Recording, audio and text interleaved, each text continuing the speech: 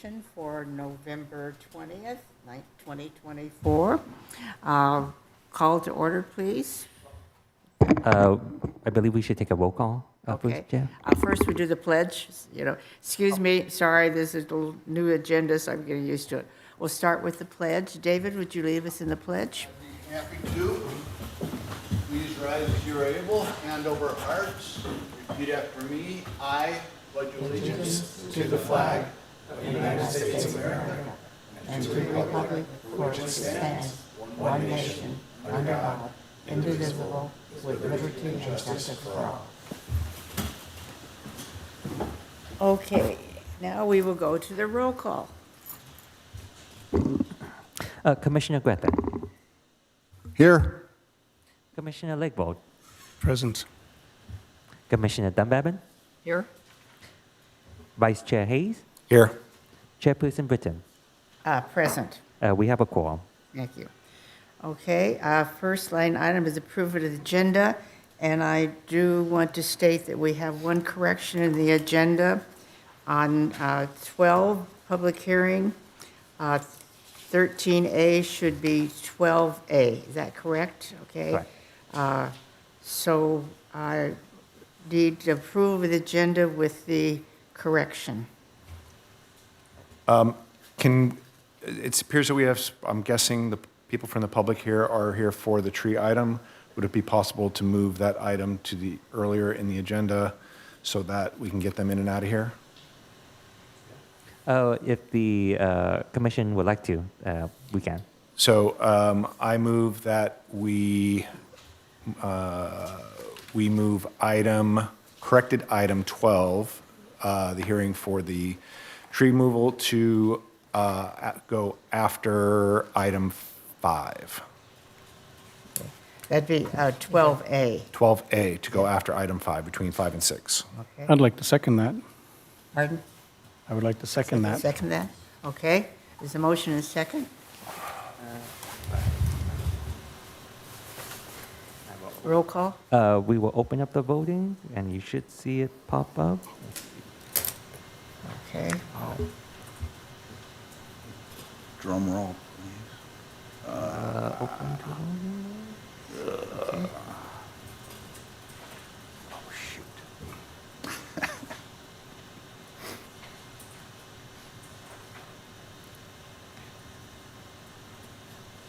There it is.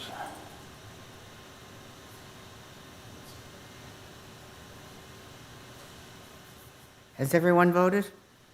Do not have Commissioner Greta. Do you vote? Let's take a look. I hit submit.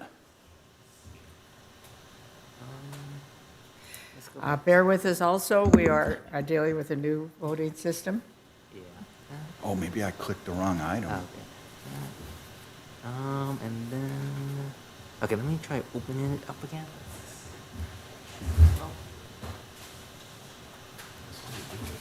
Right. Okay. Let's have the vote again. Okay.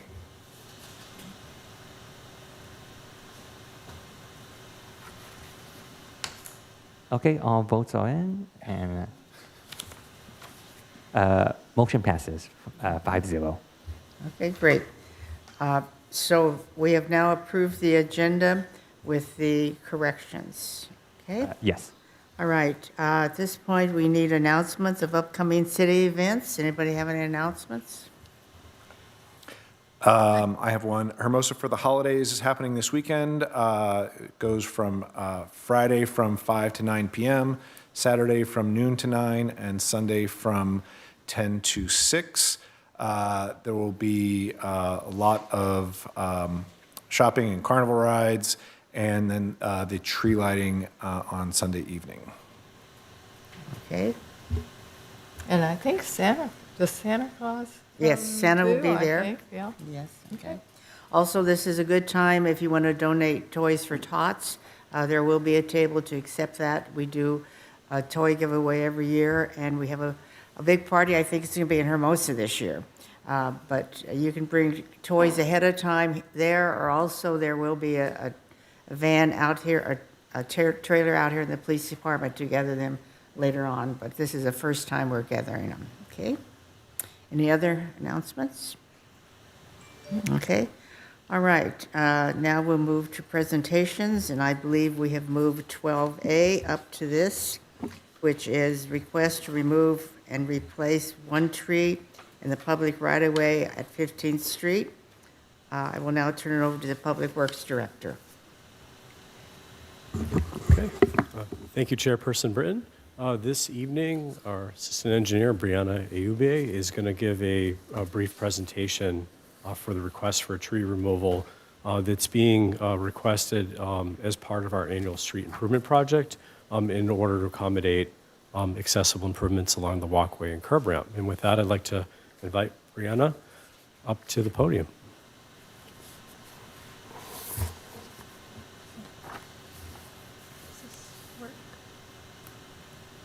One second.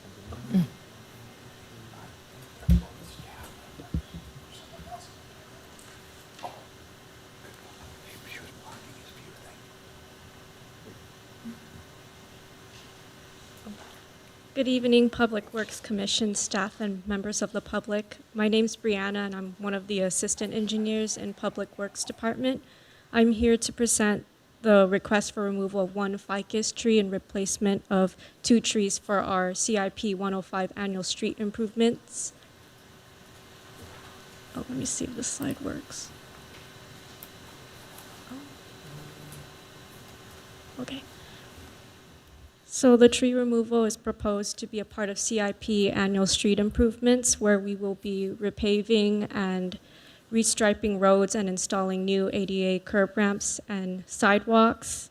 And we identified one tree following Chapter 12 per the Hermosa Beach Municipal Code, requesting your approval to remove it. We will follow the 1-to-2 ratio for every tree removed and plant 2. A public notice was sent on October 29th to all residents within the 300-foot radius, and notices were posted on the trees. The owner at 964 15th Street was also contacted. And in this slide, we can see this is the general existing location of the tree for removal.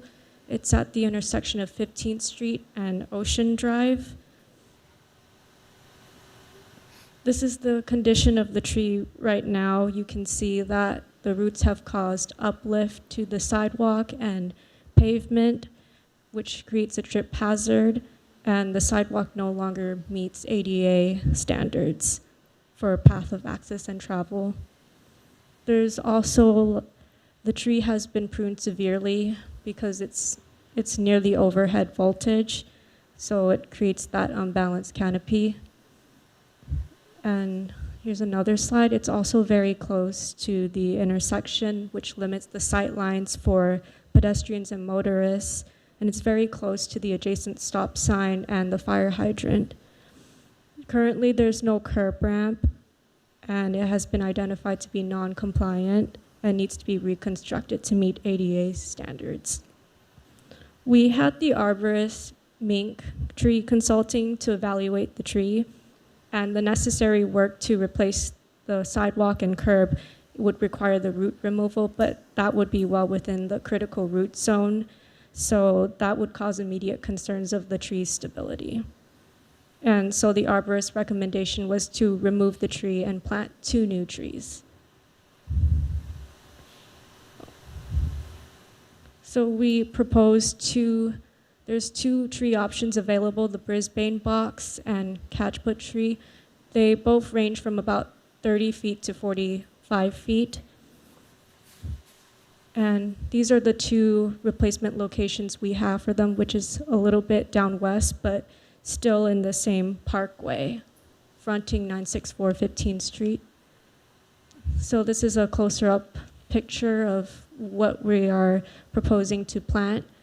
It's a little bit down west of the tree removal in the same parkway in front of 964 15th Street, and it's about 6 feet apart spacing per the arborist's recommendation. And the owner is aware of this and has accepted the locations of the tree. And then, so staff's recommendation is to approve the removal of one ficus tree and accept the installation of the 2 trees as part of our CIP 105 annual street improvement projects. And with that, I'm happy to answer any questions you have. Commissioners have any questions? David? Yeah, I think you answered my question, which is, so the owner did actually contact the city, and they were okay with the removal and with the replacement plan? Yeah, we reached out.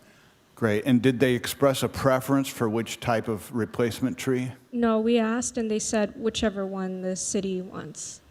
Okay, thanks. And while I have the mic during questions, I'll also make my ex parte disclosure that I did go out and walk the site and was able to observe firsthand what is in the report, those conditions, including the nuisances, as well as the proposed location for the planting of the replacement trees. Thank you. Scott?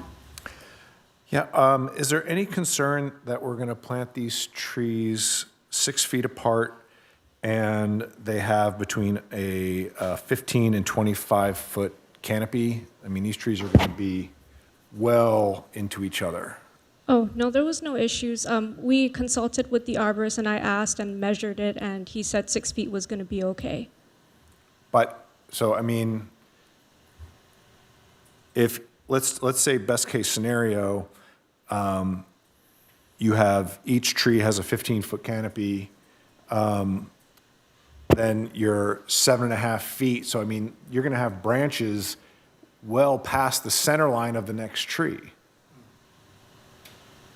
So, I mean, maybe I'm not getting out of questions, but the arborist, I mean, I know it says that minimum planting width 4 feet, but that's all I have for now.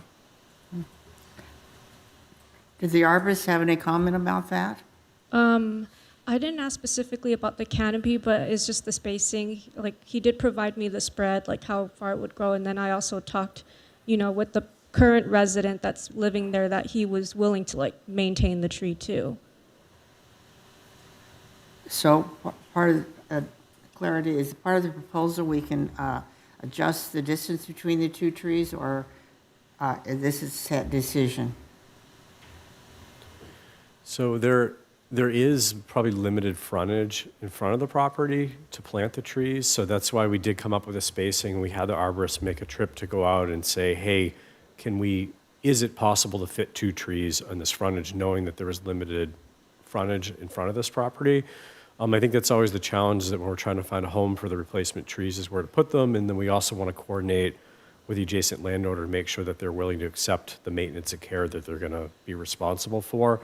In this case, the arborist did feel that the placement, knowing that likely some branches are going to grow, the canopies might grow in each other, that they thought that that would not be an issue for the tree's overall health, that would be sustainable. It may require additional trimming, but it was feasible to plant at this distance. If commission would like us to try to find an alternative location for one or more of the trees, that could be direction to staff as well to find a different placement for it. No, I think I was asking more, we still plant them in that location, but a wider space between the 2. I can investigate the site, but we probably could push it a little bit. Like spacing apart, probably. Madam Chair, I have some additional input. As part of my walking the site and assessing the location where the proposed planting would occur, I got out my tape measure and I measured approximately 16 feet of available frontage between the location where there's a utility box on the west side and the next piece of vegetation on the east side. Meaning, they could move them Well, I'm just giving you an approximate distance that we have to work with, and then you can take that into account however you so. Okay. I'm not making any judgment beyond that at this point. And I believe there's also another tree in that strip already, and that's not slated for removal, correct? That's correct. There's only one tree slated for removal tonight. Right. So that also sets a little bit of a limitation on. Yeah. Kathy? My question was, is that a fire hydrant that is in this same area? Yeah, the fire hydrant's in the corner right next to the tree we're removing. And so they can still use the fire hydrant? It Oh. won't be a problem with the two trees? Yeah, it won't, the two trees is a little bit further west, so it Okay. won't affect. Okay, clarity of the agenda. Is this the time that we ask for public comment before we make our recommendations? That's okay. All right. Is there anyone that wants to make a public comment on this issue, No? Okay, at this point, I will close public comment and come back for recommendations from, Sorry, Chair, should also check to see if there's any Zoom comments as well. Via remote comments. And we do not have anyone on Zoom looking to make a public comment either. okay? So I'll close public comments and bring it back here for recommendations. You want a motion? Sure. Well, I move that we approve the removal of the Indian laurel fig tree on the parkway fronting 964 15th Street and accept the installation of 2 replacement trees as right, but as long as they're placed enough distance so that they're not making the canopy. Okay, I Can see. we put the rest of it as part of CIP 105 annual street improvements? Okay. And I see as part of our recommendations that it does not state the distance, so I'm assuming that may be adjustable if necessary without, in the motion. We don't have to make that clarity. No, you don't need to clarify the exact distance in the motion. What would be approved is just accepting the installation of the 2 replacement trees. And then your comments can be noted for staff direction. Okay. Okay, I would like to amend that they consider some of the comments from the commissioners as to distance between the two. Okay? Somebody accept my amendment? Yes. I'd like to make a substitute motion. You what? You what? I'd like to move that we accept the removal of the tree. It clearly needs to go, but I think there's only room for 1 tree there. I think that you're going to have 2 trees growing into each other. It's going to be difficult to maintain. It's going to be a nightmare for the homeowner who may or may not understand what they're buying into, and then we find another place for the other tree. Okay. Okay, we have a motion on the floor and there was not a second, so the motion dies, right? Okay, we have a new motion on the floor. Is there a second? Can I second his? That you only want 1 tree there? Yeah, It's up to there you. is. Are you I was seconding? just- Well, I was just trying to think if 1 tree would be enough. And the 1 tree is going to be left there, correct? Correct. And just plant 1 other new tree and then find another place for the other. Yes, that is the motion Commissioner Hayes moved. Yes. So only 1 tree will be planted in that location, and the second replacement tree will have to be planted elsewhere, location to be determined by staff. Okay, that's Scott's motion. Is there, and that's, you're seconding that Yeah, motion? I'll go ahead and second Okay. Scott. Okay, motion and a second. Could I ask a question? Sure. Yeah. David, you were there on site. I've only seen the Google Oh, I was Maps. too. How much distance did you say there was between the existing tree, not the one to be removed, but the other one in the middle of the property and the edge of the property? Well, I think there's at least 16 feet to the existing tree that we're not removing. I think it was some other type of vegetation that was, It's in the photograph on In attachment place. 5. Yeah, it's photographed in attachment 5.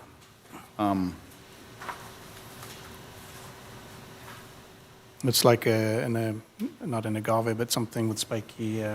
yeah, I guess, well, so for us to all be on the same page, we would need to be looking at that. I don't know if that was shown in any of the slides that were presented. Here's a picture of it.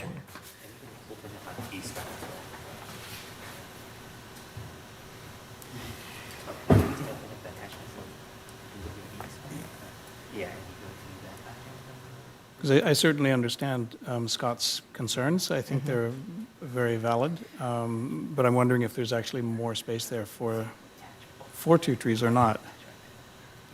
Is that something you're able to comment on?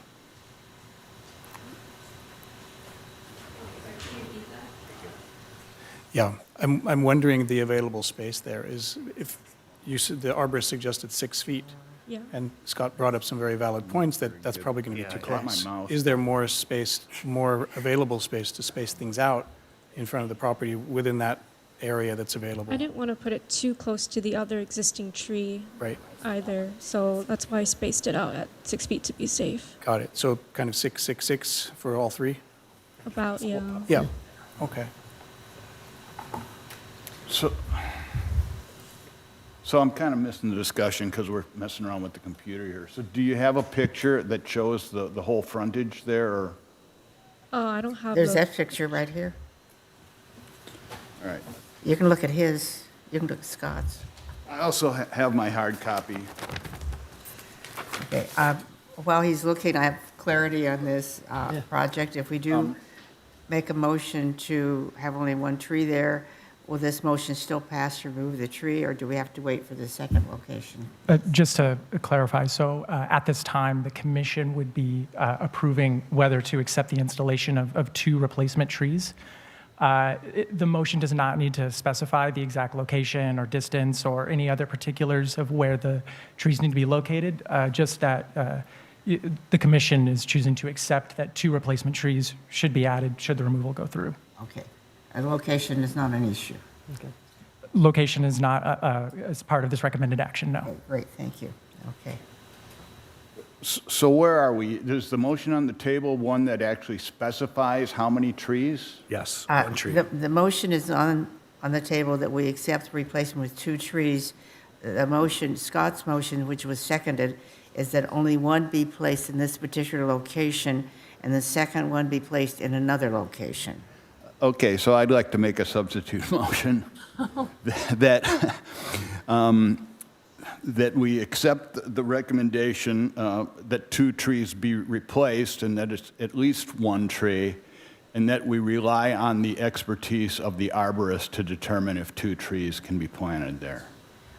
I think that's what you want to add, that the arborists make the decision. Yes. Okay. Is there a second to that?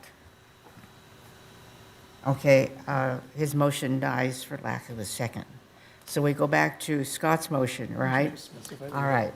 Can you restate for us so we have clarity? Yes. So commission can, reject the installation of 2 replacement trees, and it can accept them.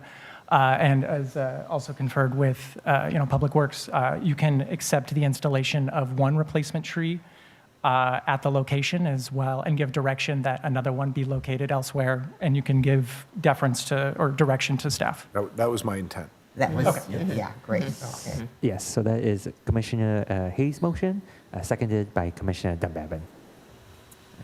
Okay. So we will open to voting. Okay, and commissioners should see something on the screen to vote.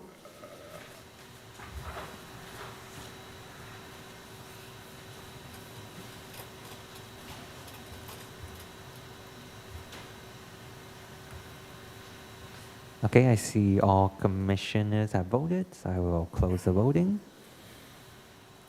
Motion passes 5-0.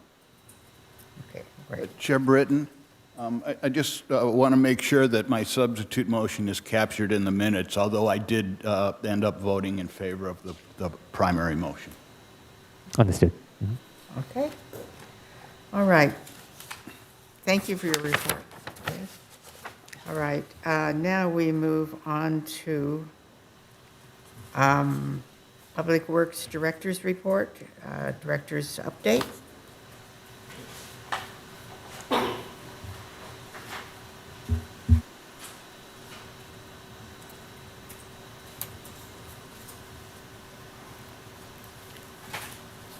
Okay. Thank you, Chairperson Britton. Just one moment, please. We're going to Okay. pull up some slides for my update tonight.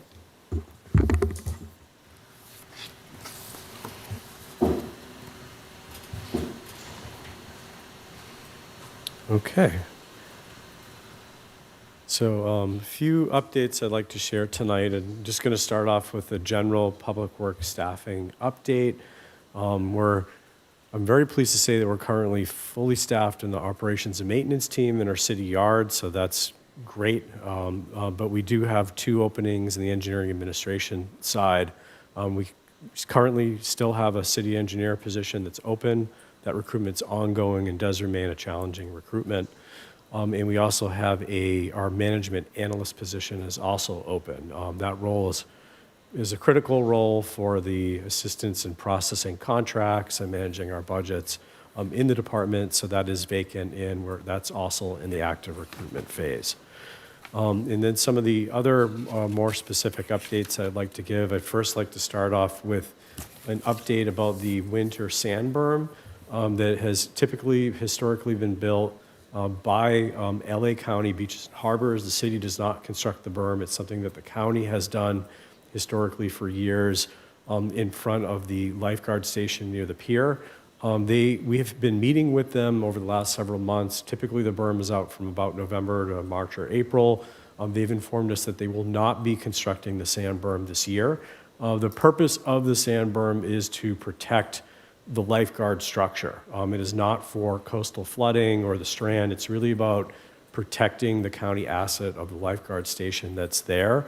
One thing that has happened over time is that, well, one of the good things about our beach is that we do have natural sand deposits, and so the beach has gotten wider over time. And what they're seeing is that there's really no need for this berm anymore to physically protect the structure. On the next slide, which Beaches and Harbor County did put together, it kind of shows how the coastline has expanded in front of the lifeguard station. So back in the late 30s, it was really close to the lifeguard station, and I think it's grown about 200 feet in the last 50 or so years. And so, and I will attest that we do get significant sand deposits on our beach because we are constantly working with the county to grade it and push it back and deal with the sand cleanup that we have from the wind and the tides that bring it in. But so that is an update that it won't be going in this year, but that's a little bit more reason about behind of why. Can I ask a quick question?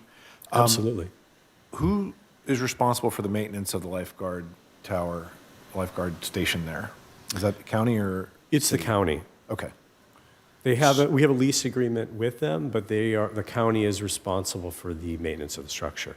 So if we have king tide and it gets in there,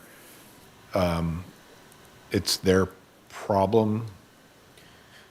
So we are going to work collaboratively. So LA County Beaches and Harbors is who's responsible for building the berm, but we're also working closely with LA County Lifeguard Division, which is housed in that building.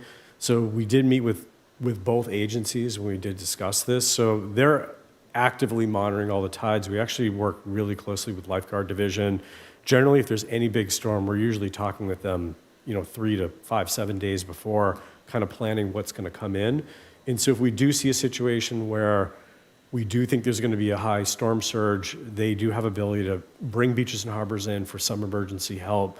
But we don't think that there's major concern for the structure itself. There is some electrical components in the storage area beneath the pier. So city maintains the pier structure, which is connected to the lifeguard station. So we do have some joint ownership there and responsibility, but we are going to plan as storms come in, and then if we do need to adjust and bring in heavy equipment or work with sandbags, we'll do that in advance.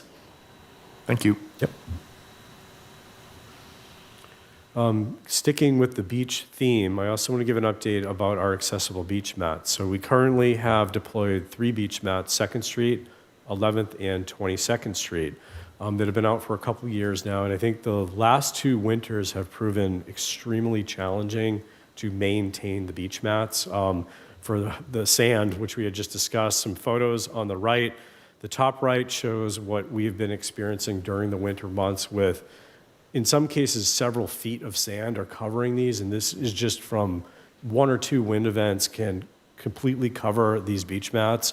The lower picture in the middle actually shows where the tide is coming up. So one thing that we have been doing the last couple of years is pulling the mats back. Last winter, there was a period where we did remove 2nd and 22nd Street. We've been in coordination with LA County. They also have beach mats at several beaches throughout the county. Their standard practice is to only deploy the mats from April through November. And so we are going to align with the county for 2nd Street and 22nd Street only. We're going to remove 2 of the mats, but we are going to maintain the 11th Street mat through the winter and monitor the condition through it, because the maintenance levels are just too significant. And to keep in mind, these are accessible beach mats, so if they're covered or the grading becomes insufficient to current ADA standards, that they're no longer compliant. So the city is really mandated to keep them accessible throughout, but it's almost an impossible task to do so for all 3 of them. I will say at 11th Street, it had been artificially protected by the berm and the pier from some of the wind covering it. So we are going to monitor the 11th Street through it. The goal is to try to maintain it throughout the winter, but then we will also restore the other 2 mats come in the spring after we get through the busy winter season. So 2 will come back in the spring. They'll be returning. We've been deploying new trash cans throughout the city. So we did purchase 130 trash cans. We're focusing on Pier Plaza, downtown, and then there will be some that go into the parks. Currently, I believe we've removed 50 existing concrete trash cans, and we've installed as many as 27. So our crews are going out, removing the old cans, power washing the ground, and installing. They have to bolt these in. I think one of the couple real benefits with the new trash can style is that, one, they're covered so that they don't fill with water, and they also have a door on the side that is much more ergonomic and easier for our Athens trash crews to actually pull the trash cans out from the side. Currently, they have to lift from the top, which is very difficult when you have a heavy can that's could also be filled with water. So I think this is going to be a much better solution. I think they look great so far too. So we're going to continue to deploy these over the next several weeks. So if you go to Pier Plaza or Pier Avenue, you'll see many of the new ones that have been deployed. Nice-looking trash cans. I believe Commissioner Hayes had mentioned, and Commissioner Britton, Hermosa for the holidays this coming weekend. Our crew has been working with the chamber on getting set up. The holiday tree was installed earlier this week, and we're looking forward to the turn on Sunday. So just add another plug for it. We hope people come out this weekend. And a couple utility updates that I'd like to highlight. We've been actively working for some time now with AT&T through their fiber optic installation project. Much of the work was done over a year ago, but we've been working closely with them on the significant pavement restoration work and completing that effort. They have completely slurry sealed all of Palm Drive from 22nd to 26th Street. So we did work with them to get some expanded pavement restoration beyond just a typical trench improvement that they would do. This is a bit of an enhanced improvement beyond what would normally be required. They've completed the slurry and the striping, and then we are working with them just on some of the final cleanup. There was some slurry cleanup that they need to do and remove some of the dig alert markings that's out there. So they're working to schedule a sweeper for this Friday to do some of the final cleanup, and that should be the end of this phase of the project. And our Cal Water team that provides water service for the city, we're actively coordinating with them on a substantial water main installation project on Bayview Drive. They've been working their way up from block by block between 2nd and 8th Street. They've done much of the work from 2nd to 6th Street. They're going to be focusing on 6th to 8th Street over the next about 3 weeks or so. So those blocks will have the greatest impact as they restore, replace the water line and some of the fire hydrants that are out there, and then they'll be coming back and doing service line connections and more pavement restoration, which will likely continue through January. So still a bit of work to do. We have been working with them to minimize some of the work around the holidays, so there are a few days around the Thanksgiving and Christmas holiday that they won't be working to try to minimize impacts to the neighborhood during those times. That concludes my update tonight, and happy to answer any questions. All right. Now we go to the activity reports. I think I don't have a lot to update on there tonight. We highlighted a number of things our city yard team had done, installation of new windscreens at the skate park, some other pavement concrete work that they've been doing throughout the city, and so on. In October, if you look at some of the hours that we had there, we did have a number of staff hours dedicated to the Living Street study session that was held on October 14th. So there was a fair amount of preparation going into that by the engineering team. But I'm happy to answer any particular questions you might have about any of the reports. Madam Chair, I have a question or an acknowledgement. I saw that between September and October, the total number of engineering hours increased by about 300, and the number of CIP project hours increased by quite a bit as well. On the other hand, you mentioned earlier that we're still short-staffed, but I guess I was just wondering if about the uptick there. Are you on the activity report or CIP? I'm on the activity report. Okay. Right. In some of the ebb and flow of the reports too is the number of working days that might happen during that calendar month. So I believe, I don't know if there was more working hours that month, so sometimes that impacts the number of hours. But in general, I think the last 2 months we've had the same staffing level. So we're pretty close to full staffing, but we've been down the city engineer position. So that has been ongoing for a couple months. We have backfill with some consulting assistants to help fill those roles so that we can keep things moving. And that's what I was really looking for, so thank you, Joe. Yep. Okay. Anything else on that activity report? Okay. All right. Okay. Sure.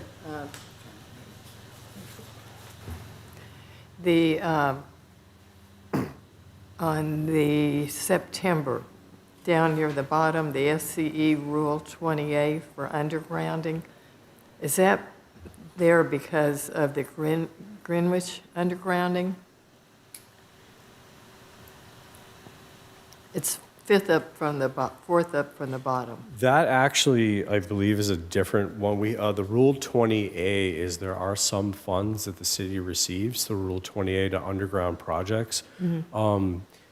That project is ended in terms of allocations, but we do currently have an allocation. And so we've been working with Edison on trying to find a project to use those funds. There's some limited use where a city could lead an undergrounding project. We're actually looking at some undergrounding some lines on PCH, and we're currently working with them to figure out whether or not we comply with the rules for Rule 20A, but that's what those hours are for. Oh, okay.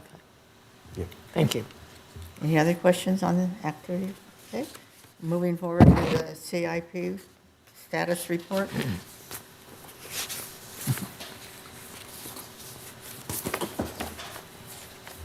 Okay.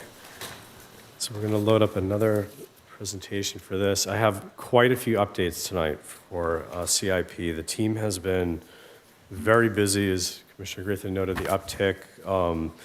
We have a number of projects in construction right now and many coming behind it. So I think we had mentioned back in CIP study session back in April about how there's going to be a wave of projects, and we are in the middle of that wave that's coming, and there's a lot of exciting updates. So I'm going to start off with Clark Building, number 1, which has been high priority as we continue to go through.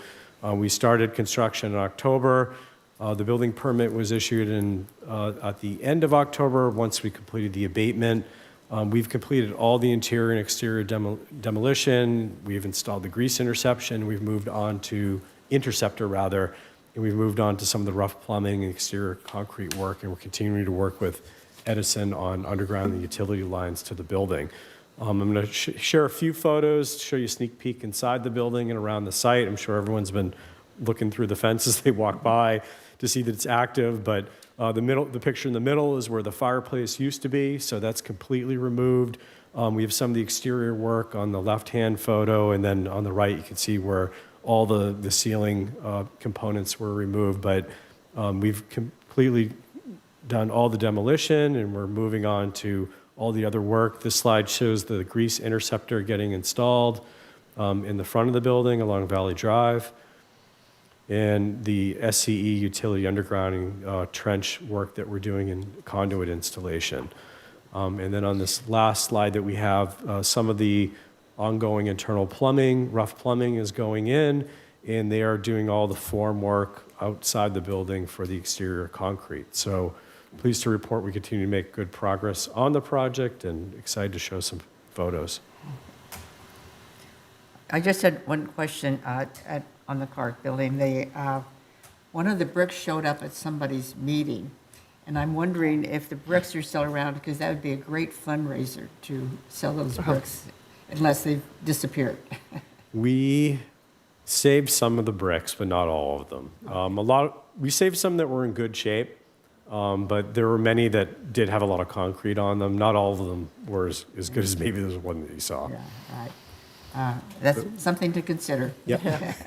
I think they would go for a high price, at least $50. Yep. I agree. Okay. Any other questions on the Clark building?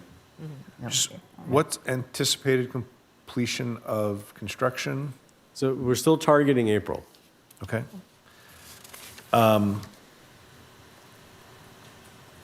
And generally, no big bogeys, you didn't find anything too weird during the demo? And demo was done, right? The internal demo is done, exterior. So if you were to find something weird, you probably would have found it by now. Right. There's been a few weird things, but nothing that we couldn't overcome. I think we had a mysterious sewer item that we dealt with last week outside, but we were able to resolve that as we were doing some digging. There's been some components, some of the electrical components that had longer lead times that we've worked out with a contractor to come up with, work with them on the schedule to try to make sure that all the components are here on time. There will continue to be a handful of things that we go through, but nothing that is significant enough to substantially alter the construction at this point. So far, things have been going pretty well. Has the contractor been given any extensions of time? I don't believe so at this time. Thank you. Okay. Okay. All right, moving on. Our sewer improvement project. So this is citywide sewer improvements that started in September. Completed all the cammering of the lines. We've done number point repairs at various locations through the city. We've moved into some additional potholing in advance of the larger sewer line replacements that are going to be happening over the next several months throughout the city. We're anticipating this project also to be ongoing through April. Our Greenbelt pedestrian trail project is actively in construction as well. So we have a lot going on in Valley Drive right now that we're trying to coordinate all the construction activities. An update that we gave at City Council last week is that we did get good news that from LA County, we did receive a grant funding of just over $500,000, which does go towards a substantially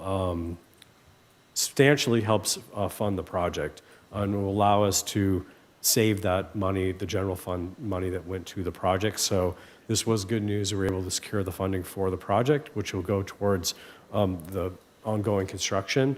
Currently, we are phasing the project into, there's really two major phases. Right now, 8th to 11th is completely closed off. We are working to try to actually restore access in first week of December, where we're going to flip the phasing. So 11th to Pier would be completely closed, and we do try to hope to restore pedestrian access on the new DG path once the southern portion is complete. There will be intermittent impacts as we have to come back and do the concrete and striping work around the periphery, but that's the general goal of what we're trying to accomplish, and we are targeting January, weather cooperating. I think it's important for the public to know that the grant funding amount is good. And people don't understand sometimes grant funding is not our city money, it's separate. And it has a due date to when it has to be spent, and it has to be specified for certain projects. And so this project is being funded by grant funding, and we should appreciate that. Yeah.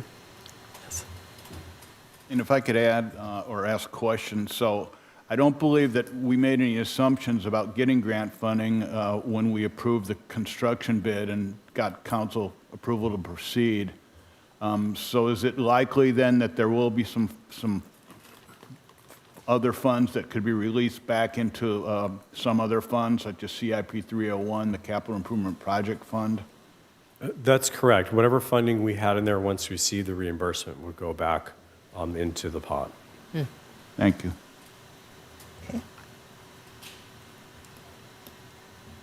Okay, and also on Valley Drive remains a very busy place. Our community development block grant, sidewalk improvement project, we've been working really closely with the contractor to coordinate the start of this work. There are a handful of curb ramps on Valley Drive and Monterey Drive, as well as some sidewalk panels.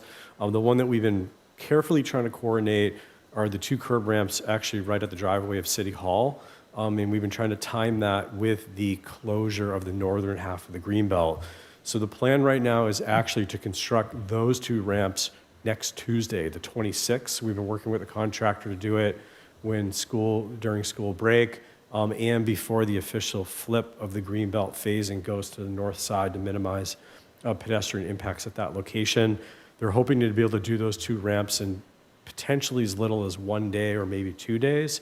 So there will be some pedestrian detours around, some pedestrian impact, but we're hoping to minimize that by having it completed next week. And then the ongoing work would then continue for about 2 to 4 weeks. So we're actually hoping to finish up this smaller project before the end of the year.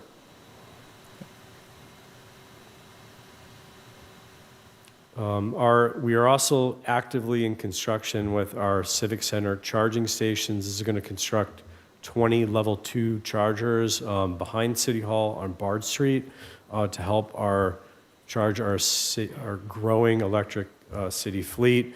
We've completed there were 3 major phases, each with 3 different contractors that we've been coordinating. Edison did all the transformer work, and they're actively out there currently right now doing the trenching and the conduit installation. This picture was just from, I believe, the other day or last week, but that work is ongoing. That phase we're hoping to wrap up early to mid-December.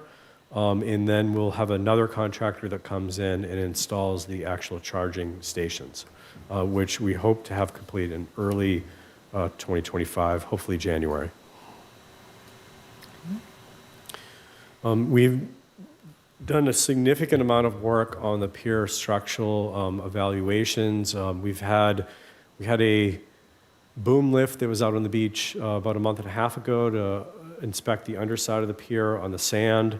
Then we also had a towable scaffolding rig that went out where this is a picture of it. It actually hangs over the side, and it swings underneath the pier so that our structural engineers could get a close visual inspection under the deck panels. That initial work is complete. There's ongoing visual inspections on the surface of the pier. And then we are scheduling the underwater diving inspections for the middle of December with the goal of having a complete condition assessment for staff review sometime in January ahead of the budget schedule. We do anticipate that there will be a number of deck panels that are going to have to be significantly repaired or potentially replaced. And we don't know the full results yet, but I do expect that there will be deck panel replacement, surface repairs that are needed, and potentially additional underwater repairs to the pilings. But all to be determined once we get the full condition assessment report. We can provide more updates as we have more information. Good news is no changes to the loading on the pier, so no additional restrictions to the pier. We currently do have a vehicle weight limit that's on there following the last repairs that were done. Currently nothing larger than a equivalent of a F-250 pickup truck goes on the pier now. And so the good news is there's no changes in those restrictions based on any of the visual inspections that we've completed. So more information to follow. Question? Yeah, just curious, since it's not too long ago, we did a full inspection and upgrades and things. Any surprises? I understand the report's not finished, but based on what we're seeing so far, how do things look compared to what we already know from a year and a half, 2 years ago? So the full inspection that was done was almost 7 years ago. Generally, we try to do for marine structures every about 5 years. So when that full inspection was done, they identified low, medium, and high priority repairs. And at that time, the high priority repairs were really were the pilings. Right. So the columns underneath the pier. In order to get kind of past that 5-year mark, we did some mini supplemental inspections. We did an emergency dive inspection, and there were some additional visual inspections that were completed just to help further update the construction plans that were for the major repairs that we did. But for the most part, we knew that the low and medium repairs for the deck panels were coming. Right. But now that we've moved 5 or 7 years down the line, those low to medium repairs are now becoming medium to high repairs. And so we knew that there were likely deck panel repairs ahead of us and the surface treatments as well. So I don't think there's anything unexpected. I think we knew that there would be another round of major improvements that we're going to have to do. So I think the good news is there's nothing scary that they found, nothing that triggers any type of new weight limit restrictions on it. But we're still going through the results that they found out there. But I do suspect there's going to be a number of panels that require potentially full replacement. Right, and that's something we've actually discussed before, so it's not completely a surprise. One of the other things I wanted to comment is I am personally very pleased at the new railing system, because I understand we've replaced all the electricity, the lighting, and the railing's been replaced twice, and now with built-in implements to hold fishing rods and to cut bait and things like that, people seem to be using them, and it seems to be holding up much better than the old system. Yeah, absolutely. Yeah, we had installed a different type of treatment, and then we switched back to the original cedar planks that were out there, and those do hold up pretty well over time. We've tried to pilot the bait stations and the rod holders. For the most part, we are seeing some use, but there is a high demand for fishing out there, and so it's almost impossible to keep up with all the demand that's out there.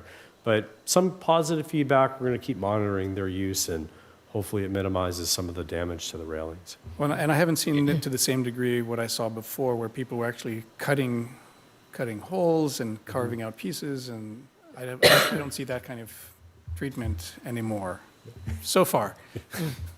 We'll see. Hopefully not. Thank you. Thank you. Okay. Any other questions or comments? Okay. I have a number more, so bear with me. That's I have fine. a few more. This is CIP 112, we do have a first phase of our larger sidewalk improvement project. So this project is not entirely fully scoped, but we do have an early implementation. So we had brought to commission previously, many months ago, tree removals on 24th Street near Palm Drive. We are working to finalize the contract agreement. We've completed the design. We've negotiated with the contractor. We're just working on that contract agreement where they would remove 2 trees, and there are several sidewalk panels that they would replace, as well as reconstruct the curb ramp. So 2 new trees would go back at this location, and we're also looking to plant 3 trees at an entirely different location through the same project off of Loma Drive at Clark Field, where we had previously removed some trees as an entrance to the park. We're hoping to be able to start this work around December or January, as soon as we have the contractors on board and scheduled to go. But we are making progress on that repair. Quick comment Sure. Go ahead. on that one. I had a prepared comment, I noted in the report, it says that we're putting those replacement trees at the entrance there to Clark, and I just want to say I appreciate that we have some amount of accountability, because sometimes we say replace somewhere else in the city, so it's nice to actually see where these things are showing up once in a while, so thanks. Kathy? And I just want to comment on the 24th Street at Palm Drive. Thank you, first of all. And second of all, your picture does not show the parking meter that is in that tree area, that is overcome by all the roots and, Right, it's completely encased. Thank you. thank you.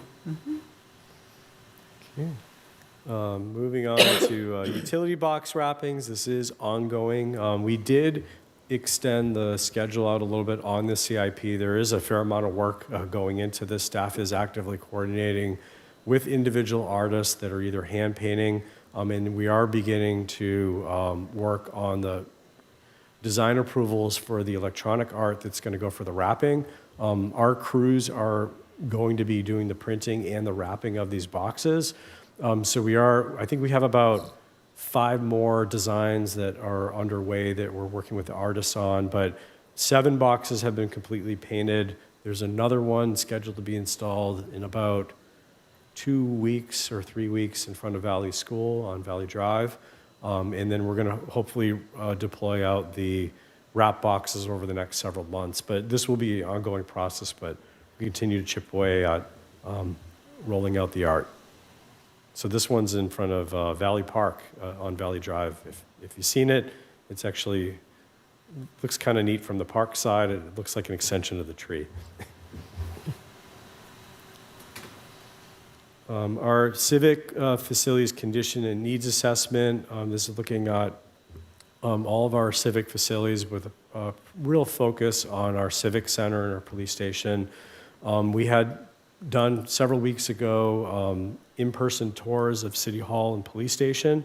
We're going to be having another behind-the-scene tour at the city yard this Saturday, so November 23rd. We have an open time from 1 to 3. Anyone's available to come, open to come anytime during that time period. We want to have it a little bit open since it is a Saturday. So it doesn't take 2 hours to do the walk, but you're welcome to drop in during that time period. We'll be there. If you're able to RSVP, we do encourage it just so we have a sense of how many people are coming, but you're also free to just stop by.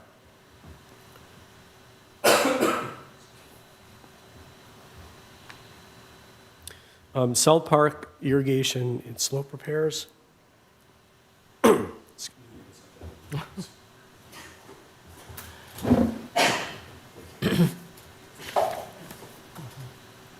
a cough drop? Yeah, that's what we say. Sorry, I mentioned we had a lot of updates tonight. That's good. Thank you. Thank you for the minute there. We are working on wrapping up we're looking to advertise tomorrow, South Park irrigation and slope repairs. And so this is the northerly half of the park. This is going to enhance the slope, particularly around the playground area that has deteriorated over time. This is a complete update to all the irrigation system that we have out there and all the plants that are on the northern half. We are looking to switch to some drought-tolerant pieces.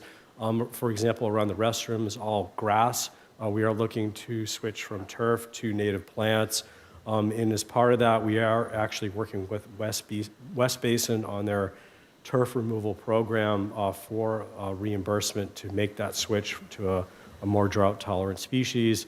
The project is also partially funded through the State Department of Parks and Recreation, a grant through that program as well. So bids go out tomorrow. Question? I noticed on that one, in the recent report, you were looking for an approval from the LA County Public Health, and I guess you could confirm for me that we did get that since we're proceeding, and maybe you can enlighten us as to what aspect of the project involves that approval. So my understanding is that the Public Health Department does have approval requirement for when we have the use of the recycled water. So that's the component that they're focused on. We've been actively working with them. The approval is still in process. We expect to actually have hopefully final comments from them in a week, or hopefully before the Thanksgiving break. They have been in coordination with us. We don't expect significant comments at this time. Should there be any substantial comments, we would issue an addendum on the advertisement. But at this point, we don't think there's anything that would cause a significant delay. Okay. I would like to give an update on our annual paving and Lot A parking project. So we are combining two CIPs. This would be the resurfacing of parking Lot A, which does need a full resurfacing in a number of streets throughout the city. I've highlighted in blue here all the different roadways. The major highlights are Pier Avenue between PCH and Hermosa Avenue, as well as Valley Drive from Pier Avenue south to Hondo. As well as a number of other segments. In total, we're looking at about 2 miles of roadway. There are a number of ramps as well as sidewalk panels. There's also some concrete sections of pavement that are also going to get replaced. It's not all asphalt. There are some concrete roadways that are going to get panel repair. Our team has been working very hard at expediting this project. I think originally in our schedule, we're looking at advertising not until sometime next year. We're actually believe that we were going to be able to move the schedule up much sooner, potentially with advertisement as soon as potentially December or January. We're just finalizing the design now. Our team actually has done all the design in-house. This is a big project, so we're actually excited that we've brought in the capabilities to do it. Actually, our senior engineer, Hichil Kwan, who's in the audience, has been leading the way, as well as Brianna Ayube, who spoke earlier in the tree hearing, have been really spearheading really incredible design on a really big project, which ultimately saves the city a lot of money for design fees by being able to take this in-house. This is about a $4 million project, so we are excited to move it along. We are going to continue to do a significant amount of outreach as we get a little bit closer. We do need to advertise, secure a successful bid, and award a contract. But one of the big challenges really is going to be paving Pier Avenue and coordinating with the business downtown. The dining decks that are out there would have to be vacated for us to be able to do the full resurfacing. So we will continue to provide additional updates as we go, and we will be doing some outreach to all the businesses in the coming weeks and months as we get a little bit closer. But wanted to at least start to bring it up now as we get a little bit closer to the advertising date. We are trying to do our best to get this out soon with the goal of trying to complete paving of some of the sensitive areas before the busy spring, summer season. So the hope is if we are successful in awarding a contract in January or February with the goal of trying to complete some of the sensitive segments on Pier Avenue or Valley Drive in the early spring. For example, we're trying to time things around Clark Building reopening in April, as well as just helping our businesses out during the warmer weather months when the dining decks are more heavily used. So we'll continue to provide more information as we get closer. Question, so has the scope of this project been finalized in terms of which streets are being paved? Yes, it has. The segments shown here are all the streets. Okay, and also I looked at this project where all the CIPs are at our city website, and so I would encourage you to post this there to update that. I think it'd be nice if folks knew, in addition to the outreach you're going to do for the businesses on Pier Avenue. And then finally, I really appreciate your ability to move this forward.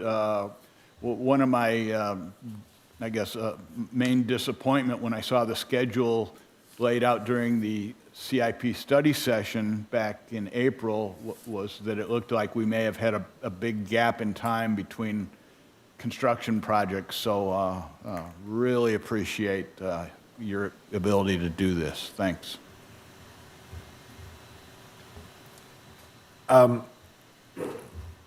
Who are the individual, restaurant owners responsible for removing and replacing their dining decks? They are. Do they know that? So when we did the dining deck guidelines about a year ago, we had met with many of the businesses, not all of them. We invited them all to go through the guidelines and discuss the draft guidelines that were out. We did notify them at that time. It is written in their encroachment permits that they are responsible for removal. The city can revoke a permit at any time. They do have a number of days notice that we have to provide.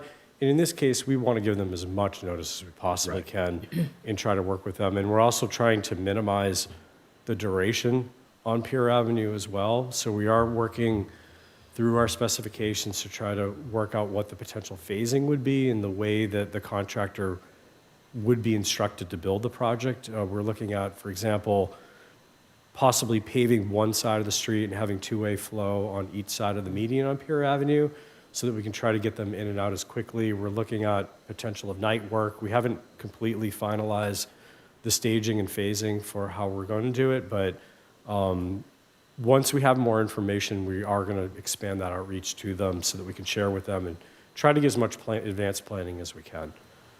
Okay, and can you just talk a little bit about how the streets that were selected, it just, some of them seem, like these tiny little things off in the north end, and if you just talk about that, that'd be great. Sure. I think we try to go through the highest needs. So we have a pavement condition index that's done about every 3 years. We actually did just complete finalizing the latest update that was done through that. But we do try to find the highest need. And it's a bit of a balance between what comes across in the pavement condition index and then also just conditions that we see in the field, as well as other requests that we receive. We do receive a number of requests from the community for paving. We do log those requests in. We go out and evaluate them versus what might be reported in the general pavement condition index to see what really ranks as the highest priority. We do try to get major corridors done. So like where we have Pier Avenue or Valley Drive, we are trying to complete larger segments at once, but there are a number of shorter, smaller residential streets that we're just in very high need, and we try to at least get a few blocks done at a time, but we do try to rank them based on need. Thank you. Can I follow up on that? Were any of these driven by the fact that they recently had sewer or storm drain work performed on them? It is a consideration. So we do look ahead to see where we have major excavation coming with utility work. So that's a great point, Commissioner Graythen. For example, we might have a street that's in high need, but we know that there's a sewer project coming, so we might delay that one and move up another segment. So we are trying to schedule the work and plan it out so that we don't come back and take it back up soon after.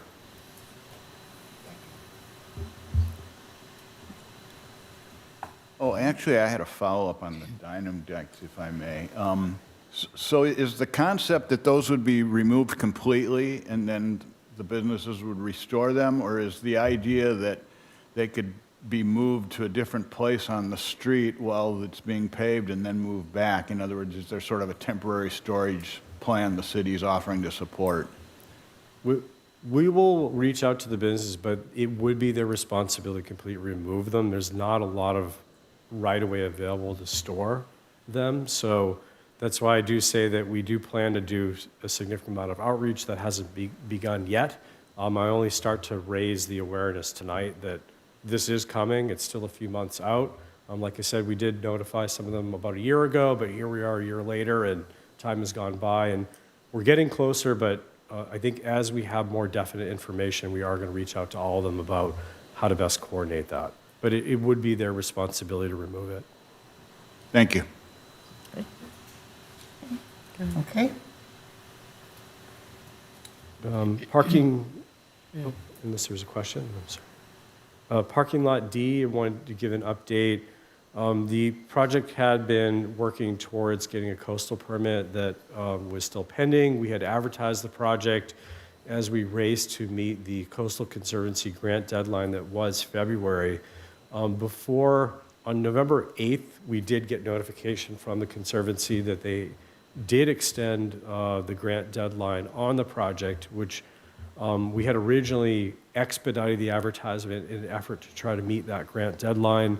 But given the speed in which we advertised this, we did not really receive good bids. We only got one bid back on the project. It did come back significantly high. Staff ultimately recommended to council to reject that bid. We don't believe it was a good value or representative of what the market should provide for this project. In speaking with a number of contractors, they just simply said it was a busy time of year. Then they chose not to bid because there was a lot of work out there, and it just wasn't the best timing for this particular project. Last Tuesday, council did direct staff to reject and ultimately has placed the project on hold to be revisited at the time of budget discussions for FY 25-26. So at this time, we are on pause. So a question, they put it on hold even though it's grant funded? That's correct. And will that affect us losing the grant? So there are two different grants. One is our Measure W money is good through June of 2026. So it does reduce the amount of time that we have for that grant. Now that we do have an extension on the Coastal Conservancy grant, it does give us a little more breathing room on one of the grants, but we do have to be cognizant of those timelines for the project should council decide to resume. Yeah, because the bidding process takes time, right? That's correct. Yeah. Joe, do you envision that the CIP study session would be the primary venue where this would be revisited, or maybe in another council meeting, or? To be determined. Okay. I thought they said it was the budget session was what council had requested. I'd just like to say on the record, last time we talked about this, I was upset. I think council filibustered. There's a certain council member who every single time this comes up on the agenda does whatever he can to make this project go away. He finally convinced somebody to change their vote. If this project ever goes forward, the community, and rightfully so, will laugh at us because this project has been delayed and delayed and delayed over and over because council can't make up their mind. They voted on it multiple times, and the council members who were on the no side just keep pushing it. And almost the worst thing that happened was that we got the funding extended, so that moved the calendar out, so it was an emergency.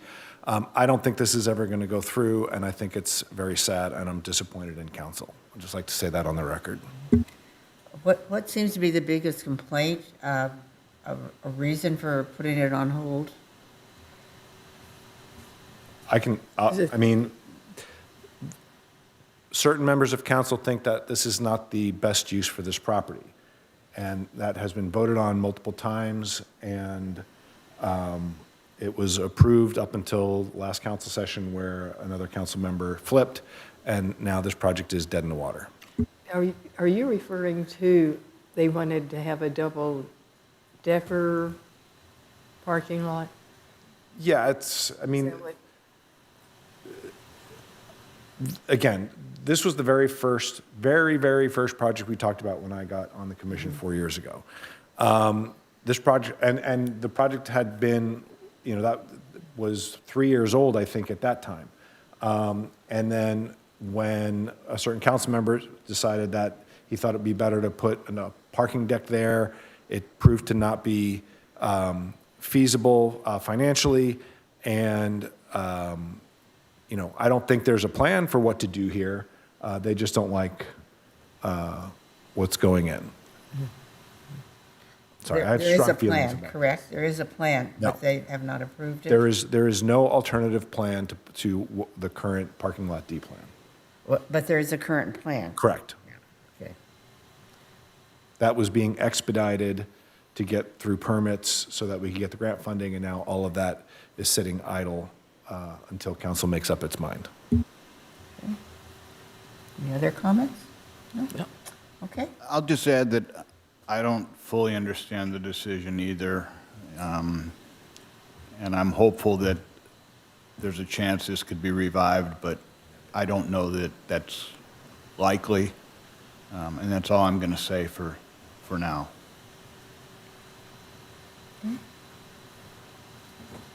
Okay. Okay. I have a handful of other updates. No photos, I'm sorry, on these. But storm drain improvements are Greenbelt 5th Street. This was connecting a drain on Ardmore into the county line.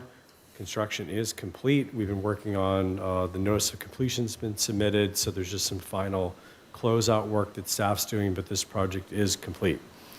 Our other storm drain project, this is improvements on Bard Street. This is the section of Bard Street just north of Pier Avenue, where we're addressing some stormwater runoff that's impacting the residential neighborhood north of the roadway. The bids are due tomorrow. Yeah. So hopefully we receive some good bids for that project. This is a small project, estimated at about $250,000 or so, but would deliver some important improvements. I'm pleased to report our Parks Master Plan is now complete. We had our joint study session with Parks and Recreation, Public Works Commission, I believe that was last month now, a few weeks ago. And the plan was adopted by City Council last Tuesday. So we're also happy to have that complete and provide us a vision for the next 20 or 30 years of our parks. We have a couple other projects here. Our Kelly Courts, this would be the resurfacing of the basketball, tennis court, and the pickleball courts, and we're working towards potentially restoring all the pickleball courts that were closed. We are finalizing design, targeting advertisement, hopefully by the end of the year, potentially into January, to bring those improvements to that location. And then we're also working to advance the Lot C garage repairs. So we've split this into a couple pieces. We have the elevator refurbishment that we've pulled off as a separate advertisement. These bids are now due on 12/5, just for the refurbishment of the elevator. And then separately, we're working to finalize the structural repair design for the overall structure. These were the high priority structural repairs for that facility, hoping to get this also out to bid by the end of the year or into January as well. But we are working to advance that as quickly as we can. With that, that concludes my CIP status update. I'm happy to answer questions or cover any other projects that I didn't highlight. Wow, that's wonderful, very thorough. Are there any very. questions on any other items? Yeah, quick comment. My last one was a quick comment on the CIP 422, the storm drains at 5th Street. I know that, we had heard from the public, they really noticed how the water could accumulate there, and I'm pleased to see that you got this done before rainy season, and I'm looking forward to seeing how it really literally weathers the storm and functions when we get hit hard. Scott? No? Okay, great. All right, thank you, very thorough and very Yes. informative, yes. Okay, now we go to public comment.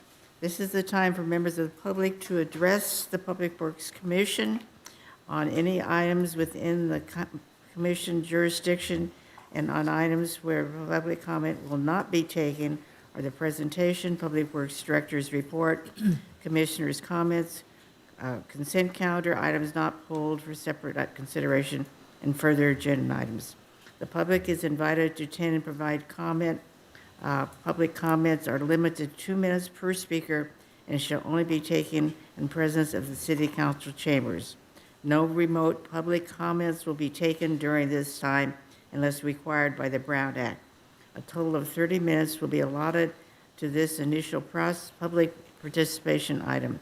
The time allotted may be modified due to the time constraints at the discretion of the chair of the Public Works Commission. Another period is also reserved for general comments later in the meeting.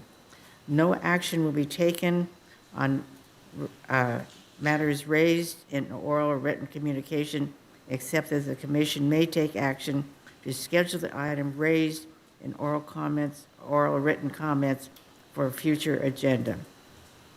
Speakers with comments regarding department operations are encouraged to submit those comments directly to the director. Members of the audience will have a future opportunity to speak on items pulled from the consent calendar for separate discussion, a public hearing, and matters of commission, considering those items are heard. Okay, is there anyone in the public who would like to make a comment? And I believe we're not taking any online ones, so no public comments. Okay, public comment session is closed. Okay, commissioners' comment. Commissioners may briefly respond to public comments, which there were none. All right, okay, consent calendar. Right, we have one item on the consent calendar. Sorry, Chair, but for commissioner comments, we also have brief announcements, reports for any Okay. subcommittees, and also brief comments on matters within the jurisdiction of the commission. Thank you as for well. correcting me, okay. Any brief announcements? Okay. Any reports on liaison subcommittee roles, activities, or meetings attended? I'll just mention a couple. Joe had earlier mentioned that there's a city yard tour this Saturday from 1 to 3, and you can come anytime in there. This, I take as, it's kind of like a series, because I was going to mention that I attended the Civic Center tours that were held at City Hall on October 23rd. So that was enlightening. I don't recall which of my fellow commissioners attended that. And then also I attended the Living Streets study session on October 14th, and a large component of that was what we're doing for bike paths and sharrows and things like that, but it did go beyond that to include pedestrian type things as well. And then I can't remember the date of this, but I don't know if I had mentioned that a few months back, since I was absent at the last meeting, I didn't get to report. There was we have this neighborhood transportation management plan, which was for the Vista School, where the city and the school, you may remember that we looked at the traffic flow and the various safety measures there. And so from time to time, our environmental manager, Doug Kraus, who's the focal point, he has these meetings with the school board and some of the residents to check in and see how we're doing there. And so I sat in on that meeting, and I thought that was good that we were continuing to, maintain that coordination between the city and the residents and the school district there. And so I attended that, and that's all I have. Thank you. You know, Scott, go ahead. Kathy? I just had one question. Is there anything on this city yard tour that gives the address of the city yard? I mean, I know where it is, but, On the flyer, are you asking? Or? yeah, on the flyer, did it have the address on it? Yes. Okay, fine. Okay. Okay, I just wanted to make sure. Any questions? But it's at, well, Yeah. Also, I want to say thank you to all our commissioners and to the department for our joint meeting with Park and Rec Commission. I felt that was very valuable. It was interesting that we share the thing, and I think we learned a lot about each other's commission, and our recommendations went forward and were accepted, which is wonderful. So I was very impressed with that. Okay. Okay, brief comments on matters within subject matter jurisdiction of the commission. I thought I would just acknowledge that Chair Britton, Commissioner Hayes, and myself have started another term at the last council meeting. They approved us to continue on in this role, so looking forward to that. Okay. Great. Okay. Now we can move on to the consent calendar, right? Yes. In the following matter, which happens to be the approval of the minutes for September, could I have a motion to approve those minutes? I move to approve the consent calendar. Okay, second? I'll second it. Second? Kathy? Or- Okay. I have a comment, if I may, just that I will be abstaining since I was absent from the meeting. Okay, all right. Roll call? Yes, we will be opening to open the voting. And commissioners should see that on the screen.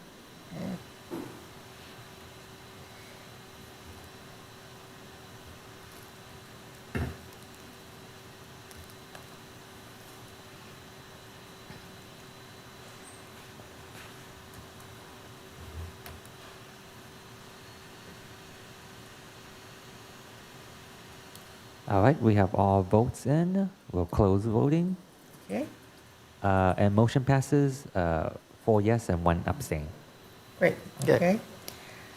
Okay, now items removed from the consent calendar, separate discussion. None of No that. items were moved.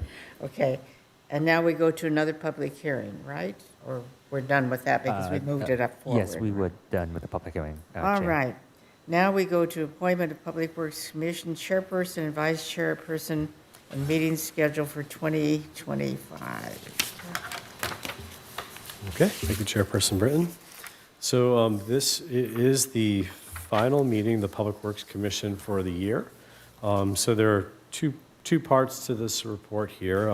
Typically, ahead of the next January meeting, the practice has been over the years for commission to vote on the chair rotation. There's no general rule in the Hermosa Beach Municipal Code, but generally the practice has been based on seniority.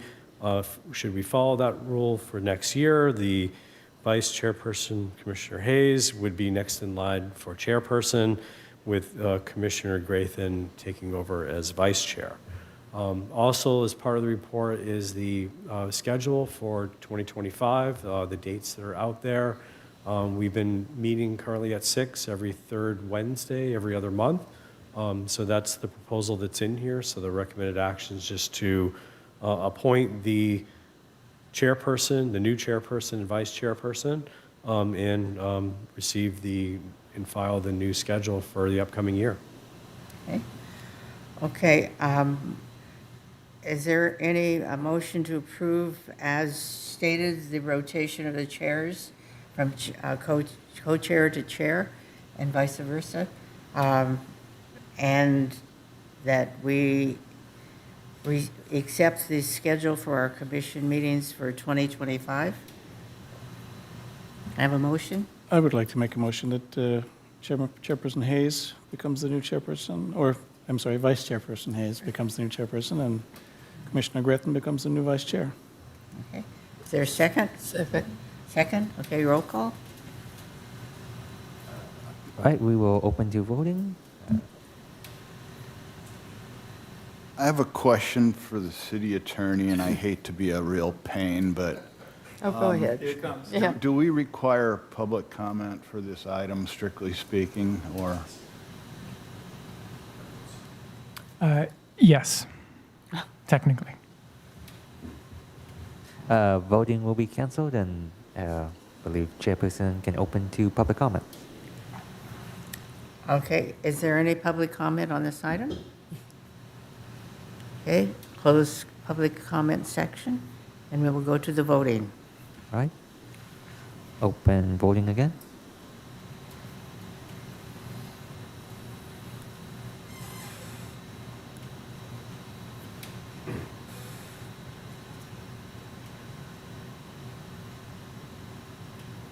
Okay, all votes are in. And motion passes 5 yes. Okay.